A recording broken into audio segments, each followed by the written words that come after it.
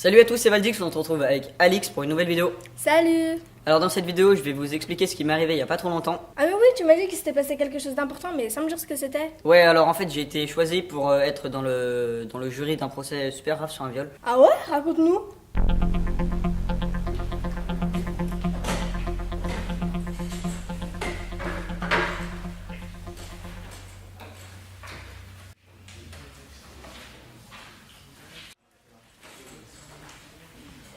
La séance est ouverte. Par les fondements de notre liberté individuelle, il est clair que nous sommes tous libres de nous habiller selon nos envies. Ma cliente était donc dans son bon droit de mettre une robe courte.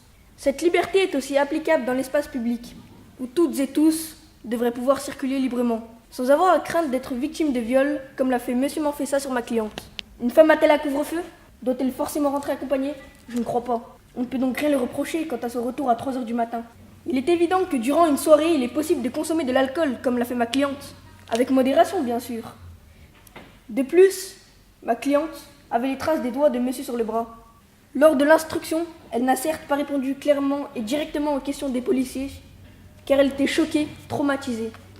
Cette démarche sensible, difficile de passer la porte du commissariat pour oser parler, elle l'a fait.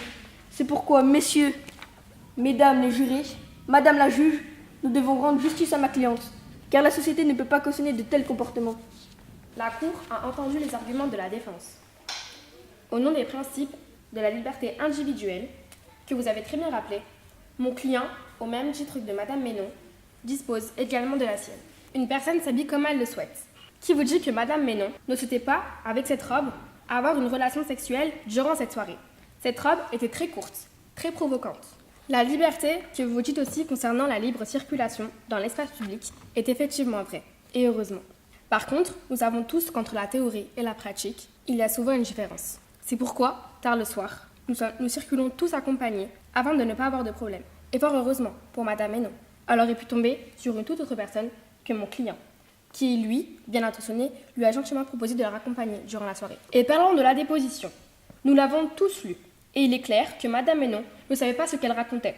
Peut-être a-t-elle pu interpréter des signes d'une mauvaise façon, ce qui, je le rappelle, n'était pas du tout dans l'intention de mon client. Cet alcool qu'elle a pu ingérer a dû biaiser son point de vue, et c'est pourquoi, honteuse de ses agissements, elle a voulu attaquer, sans justification, mon client aujourd'hui ici présent. Mon client est capable d'exprimer son consentement quand il a bu, et c'est ce qu'il a fait durant cette soirée. Pourquoi Madame Hénon n'aurait-elle pu pas exprimer son consentement à cause de l'alcool? Elle n'a pas dit non. Pour n'importe quelle autre raison, si on ne veut pas, on est capable de l'exprimer. Pourquoi serait-ce différent alors avec la sexualité? Elle a donc consenti à avoir une relation sexuelle avec mon client. Messieurs, mesdames, les jurés, madame le juge, vous l'avez donc bien compris. Tous les deux ont consenti à avoir une relation sexuelle. Cela ne réunit pas les caractères constitutifs du viol. Mon client, ayant toujours eu des relations sexuelles dans son bon droit, est maintenant traumatisé à l'idée d'avoir des relations sexuelles, par peur d'être accusé à tort de viol. Ah ouais, c'est chaud! Mais je savais pas qu'il y avait un couvre-feu pour les filles. Ah non, pas du tout, tout ce que disait l'avocate est faux. Ah mais du coup, le verdict il a dû être en la faveur de la victime si c'est faux. Attends, j'ai pas fini.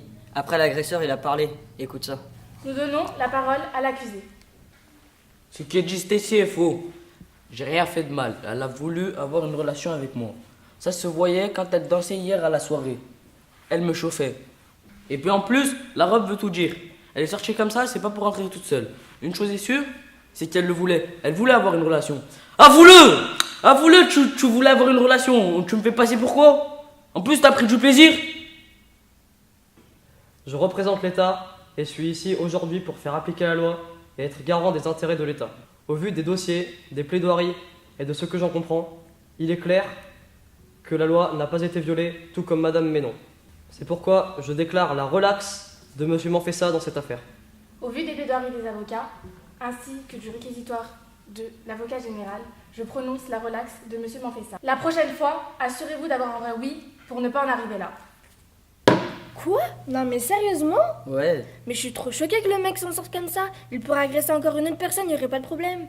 Cette affaire est injuste, mais ce qu'il faut retenir de notre vidéo, c'est qu'on soutient la victime. Parce qu'une victime est une victime et qu'elle ne sera jamais coupable de son viol.